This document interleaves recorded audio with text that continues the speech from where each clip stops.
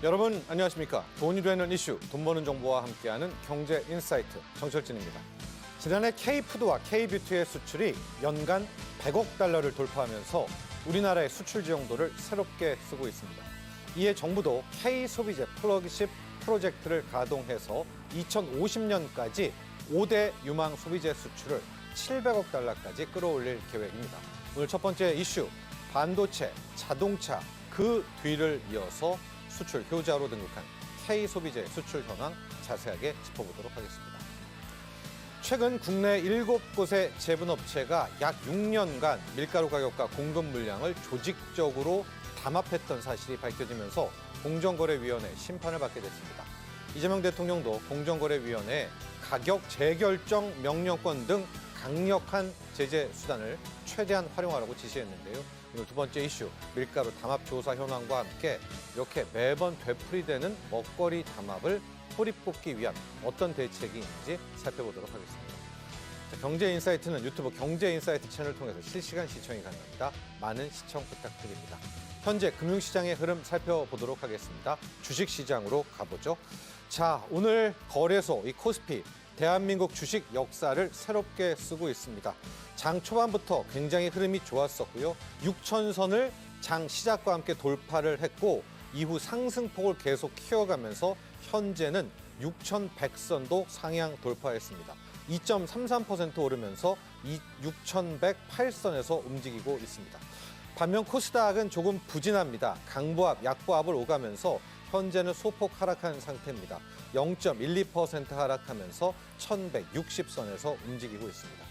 자, 오늘 수급을 살펴보면 상당히 극명하게 나뉘고 있음을 알 수 있습니다. 먼저 거래소 시장을 보면요, 외국인이 무려 1조 1,000억 원 넘게 순매도를 하면서 올해만 12조 원 가까이 한국 주식을 팔아치우고 있습니다. 반면 개인과 기관이 이 물량을 받고 주식을 끌어올리고 있는데요. 지금 기관으로 잡히고 있는 저 5,400억 중에서 약 5천억 이상은 개인들의 ETF 투자 자금으로 확인이 되고 있습니다. 그러니까 현재 주식 급등은 우리 개인 투자자들이 이끌어가고 있다. 이렇게 보시면 될 것 같습니다. 코스닥에서도 개인 투자자는 3,300억 넘게 순매수를 하면서 주식을 이끌어가고 있는데요. 반면 외국인과 기관이 순매도로 대응하면서 전체적으로 코스닥은 부진한 상황입니다. 자, 환율을 보면 더욱더 괜찮습니다. 이렇게 외국인들이 주식을 팔고 연초 이후에 순매도 국면이기는 하지만 환율은 계속 떨어지고 있고요. 오늘도 하락하면서 1,435원대까지도 내려오는 워낙 강세 흐름 나오고 있습니다. 반면 코인 시장은 여전히 부진합니다. 소폭 반등이 나왔다 하더라도 아직까지 1비트코인 가격 1억을 활보하지 못하고 있는데요. 현재 시각 9,400만 원, 9,500만 원대에서 횡보하고 있습니다. 지금까지 현재 금융시장의 흐름 살펴봤습니다. 네, 첫 번째 이슈 시작해 보죠. 영상 보시고 난 뒤 본격적인 이야기 이어갑니다.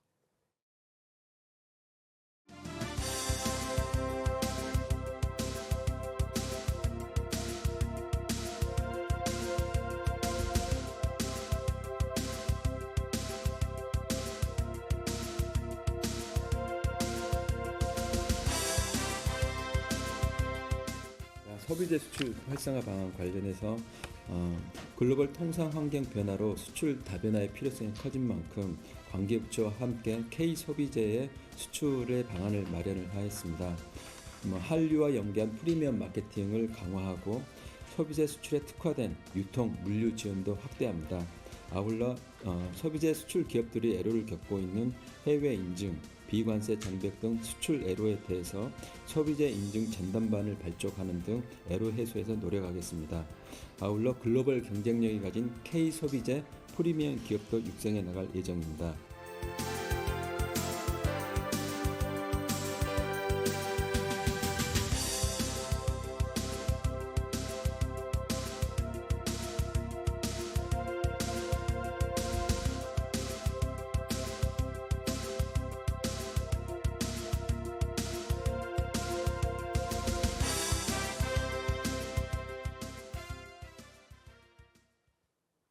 네, K컬처의 전 세계적인 인기로 K푸드, K뷰티 등 크게 K소비재에 대한 우호적 분위기가 수출 확대로 이어지고 있습니다.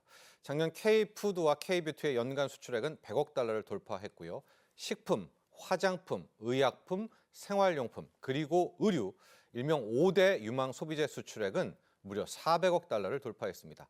K소비재 수출 현황과 전망, 그리고 앞으로도 수출 강화를 위해선 어떤 노력이 필요한지 자세하게 이야기 나눠보겠습니다. 허준용 서강대 경제학부 교수 함께합니다. 안녕하십니까? 자, 이제 우리 K 소비재입니다. 우리가 수출하면 반도체, 자동차만 이야기를 하는데 K푸드, K뷰티 이야기는 많이 해드렸었고요.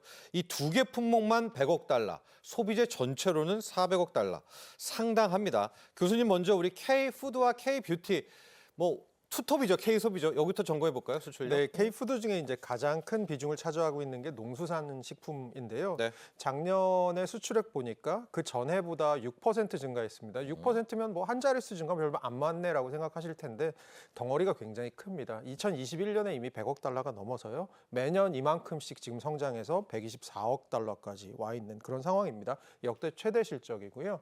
그리고 K뷰티 같은 경우도 최근 들어서 굉장히 가파릅니다. 네. 그 전에 비해서 작년 수출이 한 11.8%, 12% 정도 늘었고 이것도 역대 최대이고요. 100억 달러도 돌파했습니다. 이렇게 봤을 때는 소비재들 중에 먹거리 그리고 화장품 관련된 것뿐만 아니고 좀 더 확대해 보면 의약품이나 생활용품, 패션까지 합치면 사실 외국의 소비자들이 반도체는 어느 나라에서 만든지 뜯어보지 않고 모르잖아요. 네. 그런데 이 소비재는 메이드 인 코리아라는 것들을 항상 생활 옆에 두고 쓴다. 어떻게 보면 굉장히 자랑스러운 일 같습니다. 그렇습니다. 저기 표에도 나오지만 우리가 2차 전지, 배터리, 주식시장에서도 중요한 테마이기는 하지만은요. 수출액으로만 놓고 보면 K푸드, K뷰티를 못 쫓아갑니다. K푸드가 124억 달러로 100억 달러가 넘었고요. K뷰티가 114억 달러.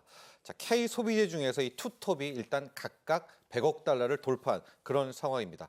K푸드부터 점검해 보도록 하겠습니다. 아까 표에도 보셨지만 크게 124억 달러의 수출인데 라면은 이제 다 알고 계시고요. 불닭볶음면은 차세대의 인기 품목이 좀 중요한데 김이 좀 많이 언급되는가 했더니 요즘엔 이거보다도 훨씬 품목이 다양해졌습니까? 네, 맞습니다. 대표적으로 예를 들 수 있는 게 K커피 믹스입니다. 네. 예, 그래서 원래 외국 사람들 커피 마시는 거 보면 머신에서 내려 마시거나 아니면 핸드 드립으로 이렇게 따라 마시고 그렇죠. 그렇게 하다 보니까 거기에 뭔가를 타지 않고 그냥 커피 스스로의 맛 혹은 타봤자 연유나 설탕, 우유 각설탕. 정도의 네, 설탕 정도 네. 타서 마시는데요.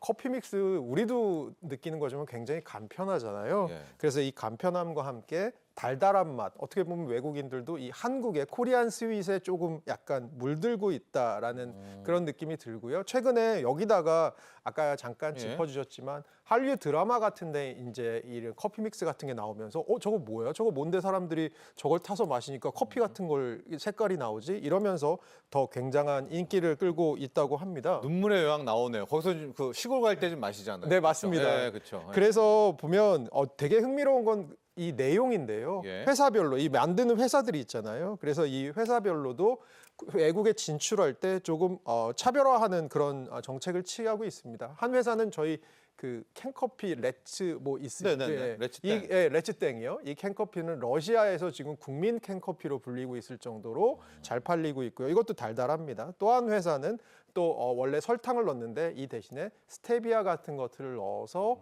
조금 더 건강을 생각하는 소비자들에게 공략 이런 식으로 보면 내부에서도 굉장히 다양한 방식으로 K커피 믹스가 지금 나가고 있는 그런 상황입니다. 네, 전체적으로 124억 달러를 수출했던 K푸드 중에서 저희가 이제 라면 또 김 이야기는 많이 했으니까요.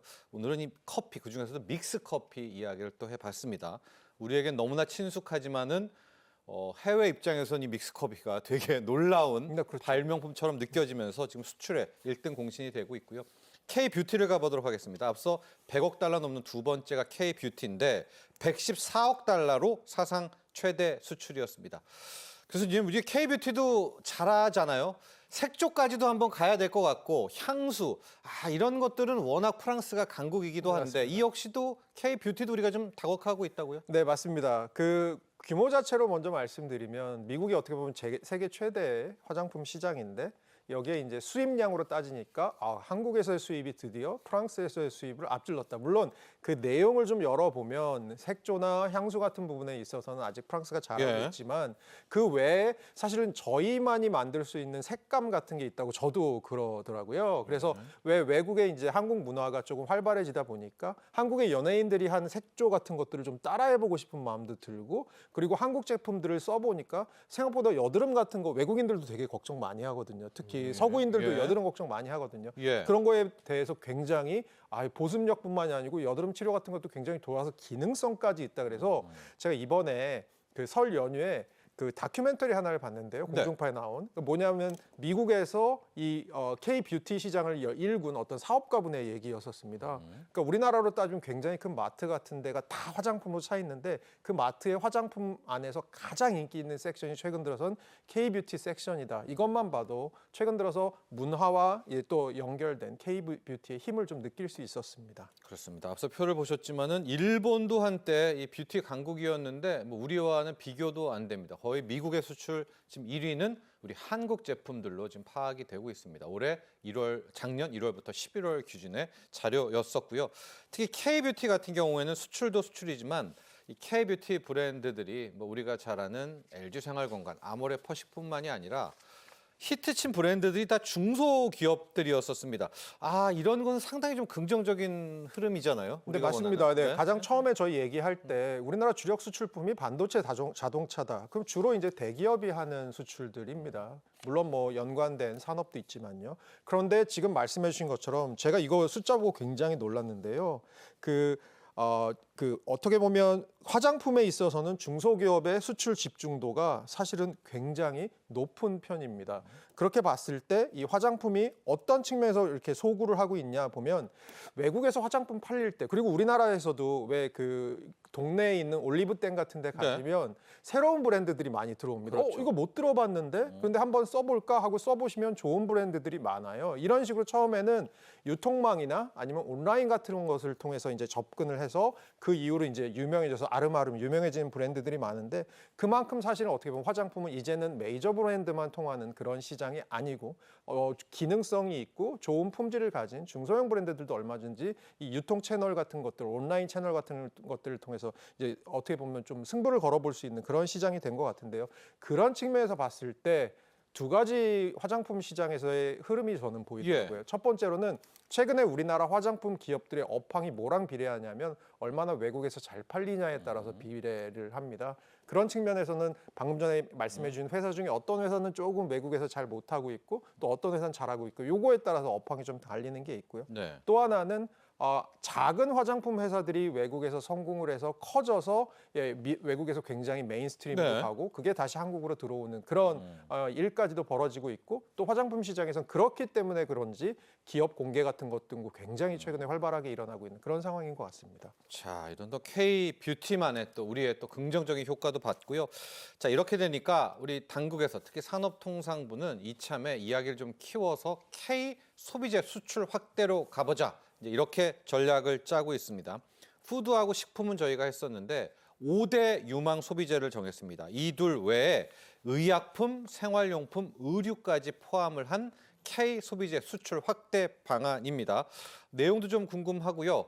기대 효과도 좀 짚어주시죠. 아예 이번에 목표가 700억 달러입니다. 수출이 이제 네, 400억 달러에서 거의 네. 뭐 배 이상을 한번 네. 가까이 가보자는 거죠. 네, 맞습니다. 그래서 축을 4개로 삼고 있습니다. 첫 번째 축은 K 소비재 스타 기업, 프리미엄 기업을 육성하는 겁니다.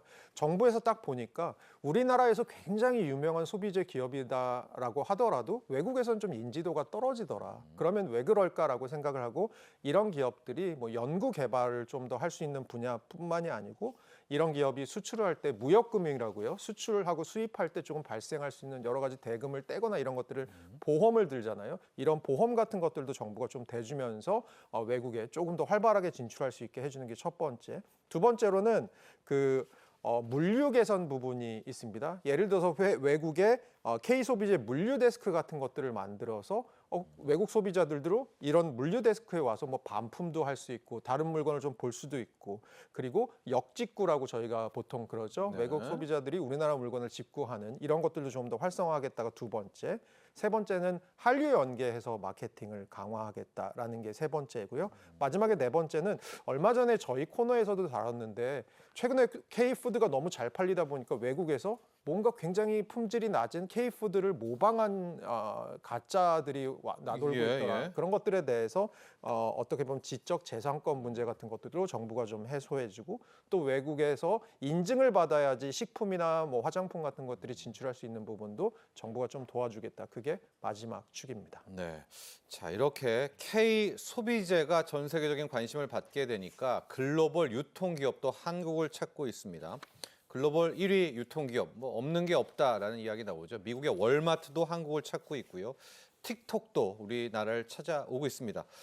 최근엔 뭐 애경 산업의 바디워시가 월마트에 들어갔다 이런 뉴스까지도 나오고 있는데 교수님 좀 당연하다는 생각도 좀 들거든요. 우리께 인기 있으니까 당연히 글로벌 유통사들은 좀 받으러 오는 거 아니겠습니까? 네, 맞습니다. 이게 당연히 그냥 잘 팔리는 게 문제가 아니고요. 아, 거기 가니까 한국 제품이 있더라. 이러면서 거기를 이제 가게 되는 거거든요. 지금 뭐 중국과 미국 얘기를 들어주셨는데 특히 미국 같은 경우는 사실 이런 소매점 같은 것들이 아니고 대형 유통점이지 않습니까? 네. 그럼 이건 이제 차를 타고 가야 되는데요. 갔을 때 아주 여러 가지 물건을 사게 됩니다. 네. 그러면 이제 애초에 A라는 대형 유통을 갈까 B라는 대형 유통을 갈까 할 때 사람들이 생각을 할 수 있는 거죠. 아, A를 가면 K뷰티가 없는데 B를 가면 있어 하면서 B로 가게 되는 어떻게 보면 잘 키운 브랜드 하나, 잘 선정한 브랜드 하나가 그 어떤 유통 체인 전체를. 유통 전체를 또 굉장히 부스트 시킬 수 있는 부분이 있어서 그런 측면에서는 최근에 우리나라의 이런 K뷰티나 여러 K푸드들을 자기들에게 입점시키려는 노력들이 이렇게 어떻게 보면 미국에서도 찾아오고 중국에서 찾아오고 사실 월마트 같은 경우는 미국에서 고용원이 200만이 넘을 만큼 사실 네. 굉장히 큰 기업이거든요. 없는 동네가 없고요. 네. 굉장히 그렇게 보면 고무적인 일 같습니다. 그래서 우리 코트라도 일무역관 일유통망 사업이라는 것을 또 확대하겠다라고 하는데 이 사업도 한번 좀 소개해 주시죠, 코트라에. 네, 그 일무역관 일유통망 사업이라고 하는 거는 저희 이제 코트라가 무역관을 막 두고 있는데요. 네. 그 무역관을 두고 있는 데 있어서는 한국 이런 저희가 오늘 말씀드린 상품들에 대한 유통망을 개설하는 것을 기본적으로 목표로 한다. 뭐 이런 정책이라고 보시면 될 것 같습니다. 그러니까 거기 가 있는 동안에 현재 좀 유력한 유통망에는 무조건 우리 K 소비재를 입점시키자. 네, 뭐 이런 맞습니다. 전략 이런 네, 거죠. 그리고 제가 처음에 말씀드렸던 것처럼 소비재라는 게 굉장히 무서워서요. 저희가 항상 눈에 띄는 곳에 그것들이 있기 때문에 사실은 그것들이 유발하는 한국산 써보니까 좋더라. 다른 제품 이렇게 갈 수 있는 거. 결국은 이게 400억 달러 수출이 700억 달러 수출로 가는 굉장히 중요한 단초가 될 것 같습니다. 실제로 또 이재명 대통령과 브라질 룰라 대통령의 정상회담 끝나고 나온 이 MOU 체결에서도 이런 화장품, 의약품들, 소비재 관련한 내용들도 좀 있었다고 하죠. 이것도 소개 좀 부탁드립니다. 네. 2014년에 사실 한국과 브라질 사이에서는 이 MOU가 뭘 중심으로 체결됐냐면 식품, 의약품 그리고 의료기기 중심 네. MOU가 체결돼 있었습니다. 근데 이번에 이제 룰라 대통령이랑 뭘 했냐 하면 여기다가 화장품까지도 추가를 해서 그래서 MOU를 조금 확대하게 된 것이고요. 최근 들어서 브라질에서 한국산 화장품 뜨겁습니다. 브라질은 중남미에서 화장품으로 따지면 시장이 제일 큰데요. 최근에 우리나라 화장품의 판매량이 3년 새 6배가 늘었다고 합니다. 네. 그렇게 봤을 때는 브라질의 인구 그리고 가장 큰 화장품 시장 또 브라질 사람들 치장하는 거 굉장히 좋아하는 네. 사람들이잖아요. 그렇게 봤을 때는 시장성까지 고려하면 이 MOU를 기존의 식품이나 의약품에 관련됐던 것을 화장품까지 확대하는 것이 굉장히 의미를 가질 수 있을 것 같습니다. 네, 자 브라질 이야기까지 해봤고요. 저희가 지금 K 소비재 이야기를 하는데 투톱은 정말 잘합니다. K 푸드, 그다음에 K 뷰티입니다. 근데 이제 나머지 세 종목 중에서 교수님, 뭐 제2의 K 푸드, 제2의 K 뷰티가 나와야 될 것 같은데 누가 될까요? 의료 쪽도 괜찮을 것 같기도 하고요. 의류는 좀 우리가 이제 OEM 쪽으로 많이 가니까 그건 좀 맞습니다. 지켜봐야 될 것 같고 어디가 될까요? 다음 주자는요? 사자성어로 이심전심 같습니다. 네. 올해 CES를 잘 보면 원래 K 뷰티 제품만 나가다가 올해부터는 본격적으로 나온 게 뭐냐면 AI를 우리가 굉장히 많이 하려고 하는데 거기다가 얹어서 헬스케어 상품 같은 것들에 AI를 얹어서 K 헬스케어 상품들을 굉장히 올해 CES에서 많이 홍보를 했었습니다. 네. 실제로 반응도 굉장히 좋았다고 하고요. 그런 측면에서 저도 앵커 분의 생각처럼 앞으로 K 헬스케어 상품들 그리고 전 세계적으로 사실 우리도 고령화가 심각하지만 전 세계적으로 고령화가 굉장히 심각하게 일어나고 있고 특히 중국의 고령화가 굉장히 심각해지고 있다. 네. 이렇게 봤을 때는 이 헬스케어 시장 같은 것들이 앞으로 굉장히 K 헬스케어 중심으로 좀 커지지 않을까 생각하고 있습니다. 저 지금 화면에 나온 저 뷰티 디바이스도 이제 의료기기 쪽으로도 분류도 되는 거 아니겠습니까? 네, 맞습니다. 예. 사실 예뻐질 수도 있는 거고 네. 피부에 있는 사소한 흉터 같은 것들도 조금 잡아줄 수 있는 기능까지 있습니다. 그렇습니다. 자, 의료 디바이스들, 뷰티와 함께 좀 결합된 상품들의 또 한 번의 수출의 선전을 기대하고요. 다만 좀 불확실성도 있는 것이 바로 트럼프 대통령의 트럼프 상호 관세. 뭐 여러분들께도 전해드렸지만 이게 위법 판결이 나오면서 10%내 또 다시 15%내 글로벌 관세로 나가고 있는데요. K 소비재에 미치는 영향이 좀 다각도인 것 같아요. 의류 쪽은 실은 오히려 뭐 주가도 오르고 가전도 나쁘지 않다. 왜냐하면 이게 결국 15%로 됐으니까. 네, 맞습니다. 어떤 영향을 미칠까요? 트럼프의 글로벌 관세가 앞으로요? 근데 지금 우리나라 기업들이 선택을 하고 있는 걸 보면 미국이라는 전 세계 한 4분의 1 정도를 차지하고 있는 시장에 가기 위해서 네. 많은 기업들이 이미 미국으로 좀 공장 같은 것들을 짓고 있습니다. 그렇게 봤을 때는 향후에 우리가 수출 금액 같은 것들이 조금 줄어드는 현상이 생각보다는 줄어드는 현상이 보여드릴 수는 있겠지만 그 자체가 이제 우리가 미국 시장에 가서 공장을 짓고 하면서 미국 내 생산을 하는 것들에 대해서 나오는 게 부분이 있을 거고요. 그 자체로 보면 미국 내에 이 K푸드나 K뷰티 같은 것들의 영향력이 좀 더 커질 가능성들이 저는 있다고 보고 있고요. 네. 그리고 뭐 관세를 통해서 사실은 좀 걱정되는 건 저는 큰 기업들보다는 제가 말씀드린 것처럼 상대적으로 좀 규모가 작은 기업들, 아직 현지 공장이 없는 기업들, 이런 기업들 입장에서는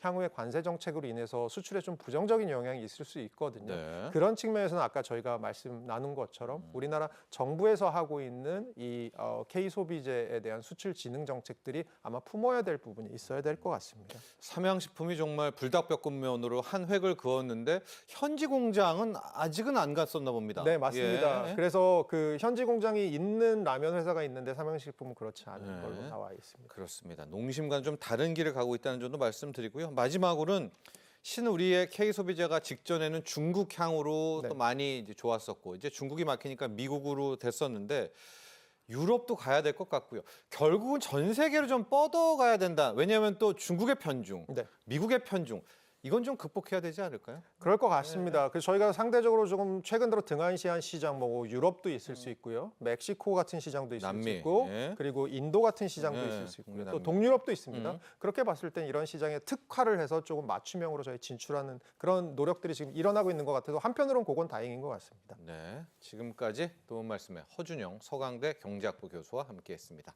오늘 감사합니다. 자, 이제 두 번째 이슈로 넘어갑니다. 준비된 영상 보시고 난 뒤 본격적인 이야기 이어갑니다.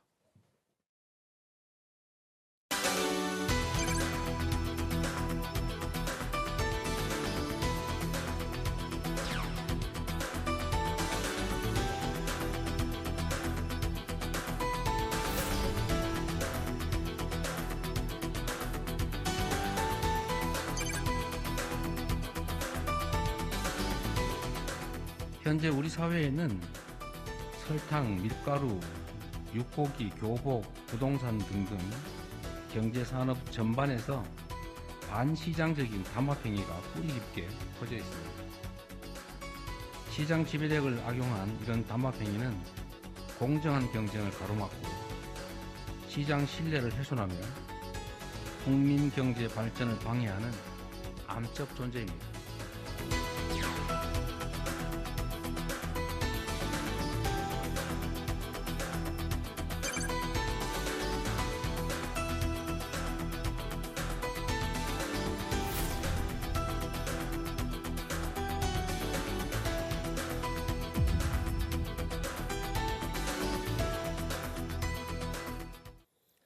이재명 대통령이 담합을 암적 존재로 규정하면서 강경 대응 방침을 밝힌 이후 정부의 담합 수사가 빠르게 전방위로 확산되고 있습니다. 특히 밀가루 담합으로 영향을 받은 관련 매출액이 약 5조 8천억입니다. 자, 이에 공정위는 이를 매우 중대한 위법 행위로 판단하고 관련한 매출액의 최대 20% 범위 내에서 과징금을 부과하는 방안 검토 중입니다. 자, 밀가루 담합 이야기 자세하게 설명드리도록 하겠습니다. 이인철 참 좋은 경제연구소 소장 함께합니다. 안녕하십니까? 자, 국내 7곳의 제분 업체가 있고요. 놀라지 마십시오. 2019년 11월부터 2025년 10월까지 6년간 가격 담합, 그다음에 공급량을 또 조직적으로 담합했다라는 결과가 나왔습니다. 일단 공정거래위원회가 조사도 마쳤고요. 제재 절차에 돌입을 하고 있는데요. 이 사안들 설명 좀 해주시고 6년이라면은 이게 상당히 긴 기간이잖아요. 이거 몰랐었나요? 이건 어떻게 좀 봐야 됩니까? 그렇습니다. 사실 이제 밀가루 하면 우리가 자체적으로 이제 만들어서 먹는 게 아니라 대부분 수입에 수입이죠. 의존합니다. 네. 그런데 최근에 공정거래위원회가 국내 7개 제분 업체가 무려 6년여간에 걸친 담합 행위를 적발을 하고 제재 조사에 지금 착수라는 상황입니다. 말씀하셨던 것처럼 이 시작은 2019년부터 시작이 돼서 지난해까지인데요. 밀가루 판매 가격을 짬짬이 서로 업체들 간 서로 만나서 가격을 담합을 하고요. 만나서요. 맞습니다. 네. 공급 물량을 조절하면서 가격을 인위적으로 끌어올렸다라는 혐의를 받고 있는데 이번 사건이 사실 20년 전에도 있었습니다. 똑같은 일이. 네.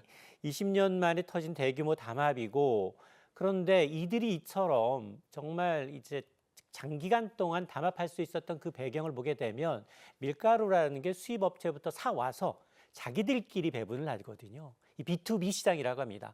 B2B 시장에서의 점유율이 거의 88%, 90%를 이 7개 업체가 장악을 하다 보니까 개별로 따로따로 컨택을 안 하는군요. 맞습니다. 네. 그러다 보니 이제 은밀하게 가격을 맞춰서 인위적으로 끌어올린 혐의인데요. 관련 매출액이 상당합니다. 6년이었잖아요. 7개 업체의 매출이 거의 5조 8천억 원, 6조 원대에 달하고요. 이론상 과징금을 매길 수 있는 게 최대 매출액의 한 20% 정도이기 때문에 1조 원 넘는 과징금, 역대급 과징금이 부과될 가능성도 있는데요. 말씀하셨던 것처럼 6년에 걸쳐서 도대체 아무리 기업 간 이제 네. 거래를 하더라도 이거를 한 번도 적발을 못했다는 게 말이 되느냐? 공정 입장에서도 맞습니다. 그러니 사실은 담합이라는 게 누가 내부자 리니언 씨처럼 내부자 고발을 하지 않은 이상 담합이라는 게 은밀하게 내부 연락하고 담당자들끼리만 모여서 업계 관행 속에 이루어지기 때문에 외부에서 그것을 찾아내기는 쉽지가 않다라는 구조적인 문제고요. 특히 이번이 이례적으로 조사 4개월 만에 심사 보고서까지 발송을 했는데 이제 민생 물가 안정을 위한 정부의 강력한 의지가 반영된 결과인데요. 네. 그래서 아마 이제 공정위는 단순히 벌금을 매기는 수준을 넘어서 자 업체들이 스스로 가격을 다시 정해라라는 가격 재결정 명령까지 검토를 하고 있습니다. 네, 방금 이 부분 가격 재결정 명령 부분은 저희가 뒤에 조금 있다가 더 자세하게 설명을 해드리도록 하겠고요. 앞서 우리 소장님 이야기 중에서 2006년 그러니까 지금부터 20년 전에도 똑같은 사건이 있었고 똑같은 비슷한 이제 제재를 받았다라고 하는 건데 그래서일까요? 지금 이재명 대통령도 강력 제재를 하라는 것이 지금 얼핏 드는 생각이 그때 제재가 좀 약해서 그런 거 아닌가 좀 생각이 드는데 20년 전으로 한번 가보죠. 그땐 또 어떻게 담합을 했고 또 어떤 처벌을 받았었습니까? 맞습니다. 놀랍게도 정확하게 20년 예. 전도 똑같은 담합 사건이 발생을 했고요. 당시에는 8개 업체, 1개 업체가 더 많았습니다. 2006년에는 8개 업체가 6년 동안 물량과 가격을 조작하다 적발이 돼서 당시의 과징금 규모도 역대급이었습니다. 435억 원대 네. 과징금을 부과받았고 사상 처음으로 가격 재결정 명령까지 받은 바가 있습니다. 당시 업체들은 소송까지 했어요. 우리 아니다. 소송까지 제기하면서 버텼습니다만 결국 패소했고요. 실제로 이제 가격 재결정 명령을 받았기 때문에 밀가루 가격을 당시에 한 5% 가량 인하하기도 했습니다. 말씀하셨던 것처럼 왜 그러면 20년 전에 발생해서 대규모 과징금까지 물고 가격까지 낮췄는데도 불구하고 8개 업체에서 7개 업체로 업체가 더 줄어들었을 뿐이거든요. 그렇죠. 그러다 보니까 이 90%라는 B2B 시장의 이제 탄탄한 독점적인 구조를 형성하고 있다 보니 경쟁보다는 담합을 통한 이익 보전이 더 쉬웠다라는 겁니다. 그러다 보니까 435억 원대 과징금 역시 이것도 처벌도 송방망이 아니냐라는 건데요. 그런데 당시엔 큰 돈이었죠. 당시엔 큰 돈이긴 하지만 6년에 걸친 담합으로 얻는 이익이 저 과징금보다는 더 훨씬 더 크다라는 인식을 하고 있고요. 그리고 이제 은밀한 카르텔을 유지하다 보니까 영업 담당자 간의 주기적인 회의를 통해서 외부에서 정말로 알기 힘든 그런 폐쇄적인 구조를 유지하다 보니까 이례적으로 이제 이런 이제 현상이 20년 만에 좀 되풀이되고 있는 상황입니다. 자, 담합으로 이들 7곳이 5조 8천억의 매출을 올렸다면 이제 이 중에 절반 이제 자기네들이 폭리를 취한 거잖아요. 손해를 본 쪽 바로 우리 소비자들인데 그럼 소비자들은 어떤 피해를 좀 봤을까? 이게 좀 측정이 될까요? 맞습니다. 규모로요? 네. 사실 지금 라면이나 빵을 보시면은 과자 뒷면에 가격이 안 적혀 있어요.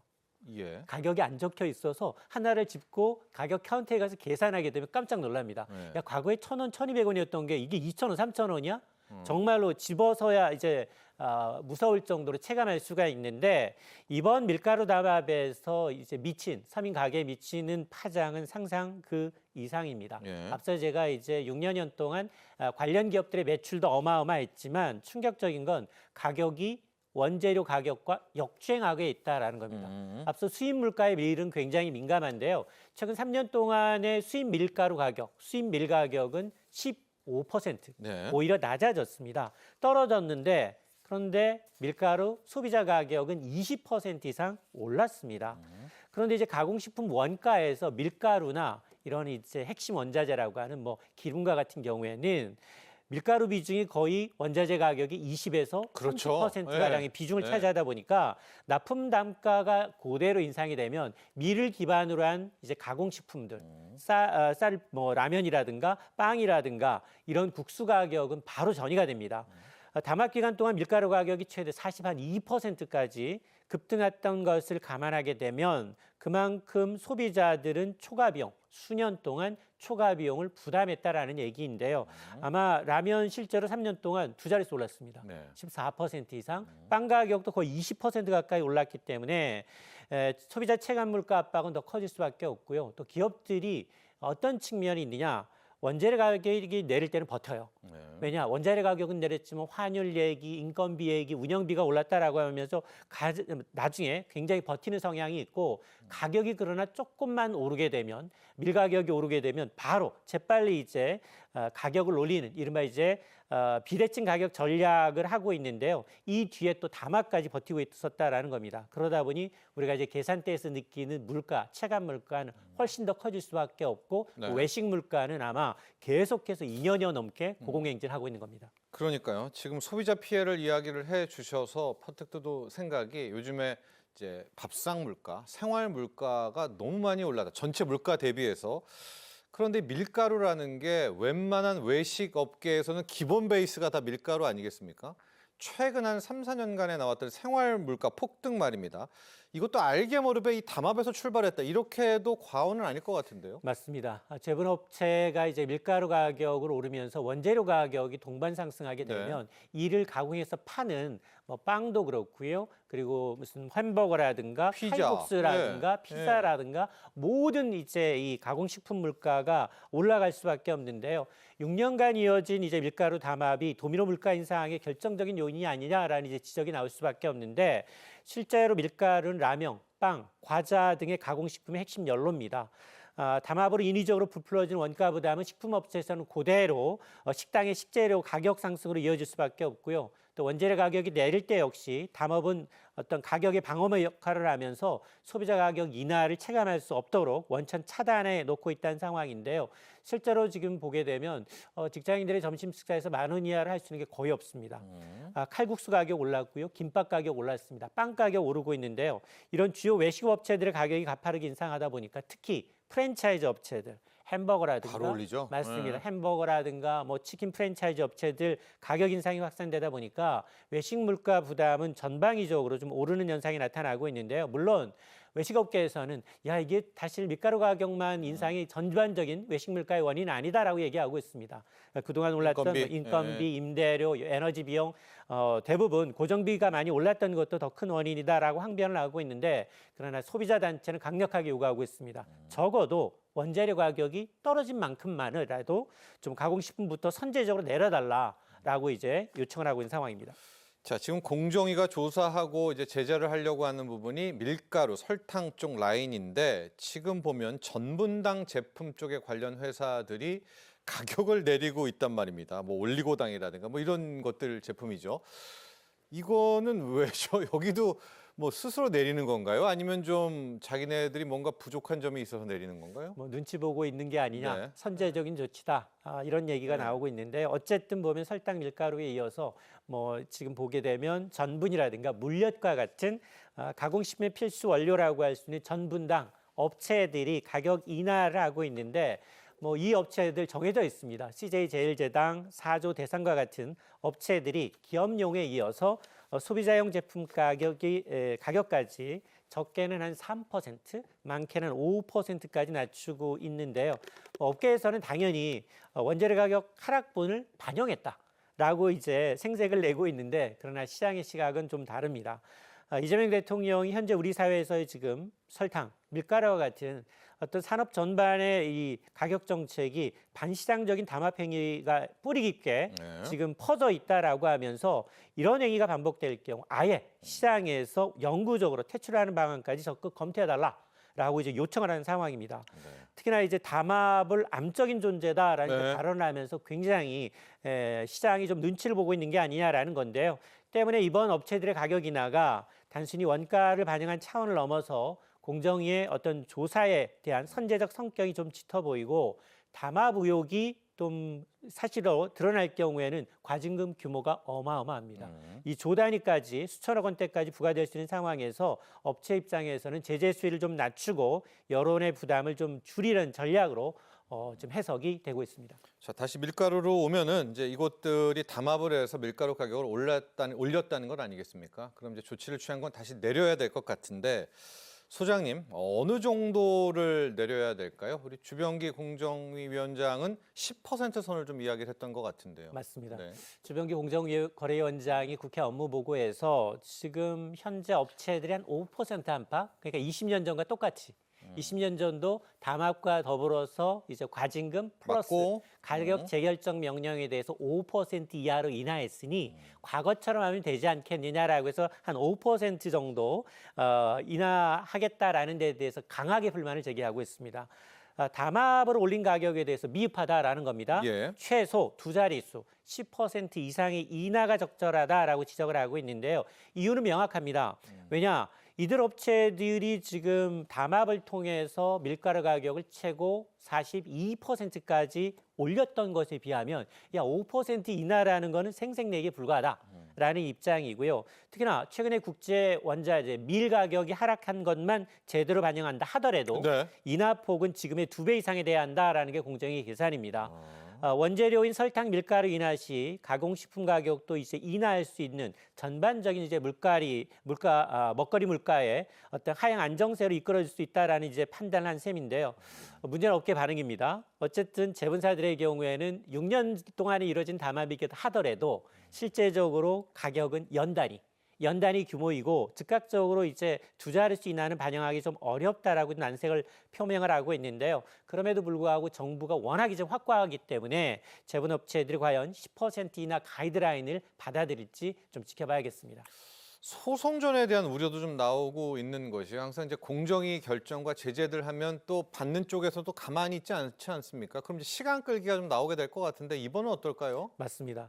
실제 업체들이 지금 뭐 소폭 생색내기용 인하를 얘기하고 있습니다만 겉으로는 고개를 숙여도 내부적으로 과거에 이제 행보를 보게 되면 분명히 법정에서는 담합 자체를 부인하면서 치열한 법리 다툼을 이제 예고하고 있는 상황인데요. 네. 만약 기업들이 소송으로 맞설 경우에는 뭐 지루한 장기전이 될 수밖에 없습니다. 하지만 공정의 의지는 단호한데요. 20년 전 소송에서도 결국은 법원은 공정의 손을 들어줬습니다. 네. 가격 재결정 명령이 정당하다라면서 공정거래위원회의 손을 들어줬기 때문에 이번에도 찔끔 인하에 그친다면 강제로 가격을 다시 정하는 강력한 처분까지 내린다라는 방침이고요. 특히나 지금은 인공지능이 워낙 발달이 돼 있기 때문에 AI 감시 시스템까지 동원을 해서 가격 추이를 끝까지 추적하겠다라고 밝히고 있습니다. 가격 인하에도 사실 가격 재결정 명령 이제 번복되는 것도 아니고 제외되는 것은 아니다라고 좀 못을 받고 있기 때문에 특히나 이 재벌 7개사의 담합 여부와 별도로 최근에 이뤄졌던 가격 인하가 피해 복구에 정말 적절한지 충분한 조치인지에 대해서도 전원회의에서 심의할 예정이라고 합니다. 지금 자막에도 나오고 있지만 또 이재명 대통령도 강력 처벌을 이야기하면서 가격 재결정 명령권 등을 언급을 했거든요. 아마 20년 전 재판에도 나왔으니까 뭐 1조 원대 과징금 또 재결정 명령 이 정도까지는 우리가 좀 봐도 되겠죠? 맞습니다. 가격 재결정 명령이라는 건 단순히 어떤 권고 차원이 아닙니다. 정말로 담합으로 왜곡된 가격을 다시 정하라라는 이제 요구이면서 강력한 행정 수단이 될 수밖에 없는 상황인데요. 과징금이 과거의 어떤 책임, 과거의 어떤 잘못을 묻는 조치라고 하면 가격 재결정 명령은 현재 잘못된 가격을 바로잡는 네. 직접적인 처방이 될 수 있습니다. 이번에 이제 공정위가 재벌 7개사에 대해서 역대 최대 규모인 1조 1,600조 원, 1,600억 원의 과징금을 검토하면서 고강도 압박에 나서고 있는데요. 원재료 가격의 설탕값이 내렸죠. 그러다 보니까 이제 빵 가격 그리고 라면 가격, 과자 가격 그대로인 이 가격 비대칭을 좀 해소하기 위해서는 정부가 직접적으로 시장에 좀 개입할 수밖에 없는 최후 수단까지 좀 꺼낸 것으로 보입니다. 주병기 위원장은 이 반복적인 가격 담합 기업에 대해서는 시장 퇴출이라는 아주 강력한 제재 수를 예고하고 있는 상황이기 때문에 글로벌 표준에 맞는 엄정 대응을 지금 강조하고 있는 만큼 업체들이 과연 이에 얼마나 순응할지 좀 지켜봐야겠습니다. 자, 끝으로 이거 보도록 하겠습니다. 바로 신고 포상금 제도인데요. 담합을 밝혀내기가 쉽지 않죠. 그래서 뭐 리니어지 제도도 도입을 하게 되는데 이재명 대통령이 팔자를 고칠 정도의 규모로 포상금을 받아야 된다. 이 내용 좀 보도록 하겠습니다. 네. 그렇습니다. 네. 로또보다 담합 신고가 더 유리하다라는 얘기인데요. 담합 신고할 경우 과징금 규모가 대폭 인상이 됩니다. 예. 일단 그동안 담합 신고 포상금의 최고 한도액이 30억 원에 불과했습니다.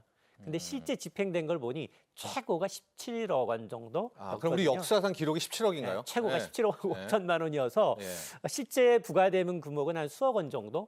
예, 이제 불가하기 포상금이요? 때문에 포상금이 네. 이거는 좀 내부 고발을 끌어내기에는 조금 미약하다라는 겁니다. 내부 고발이라는 건 내부 고발자라는 건 그야말로 포상금이 워낙 적다 보니까 리스크.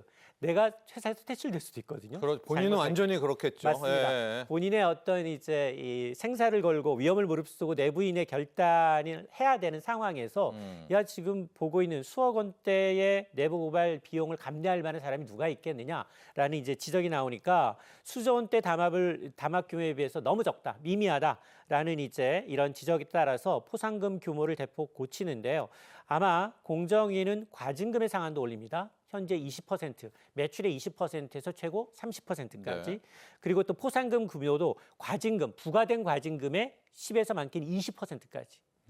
따로 상한을 두지 않고요. 맞습니다. 예. 포상금을 주는 방안을 지금 검토하고 있다는 겁니다. 네. 그러다 보니까 이런 수준의 실질적인 보상이 이루어진다면 조금은 담합의 억지력이 효력을 나타내지 않겠느냐라고 지금 보고 있습니다. 예. 자, 매출의 최대 30%까지의 과징금 거기에 연동된 네. 신고 포상금 아마 이렇게 제도 개선을 좀 함께 고민하고 있다. 이렇게 정리하도록 하겠습니다.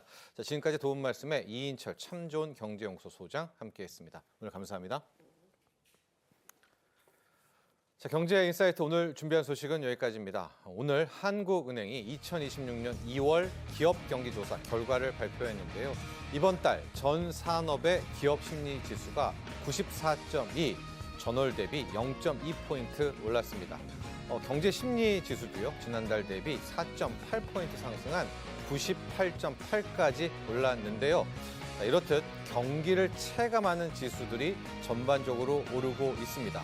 우리 한국 경제도 상승 곡선으로 갈아탈 수 있도록 기대해보도록 하겠습니다. 여기서 인사드리고요. 금요일 오후 1시에 다시 찾아뵙죠. 시청자 여러분, 감사합니다.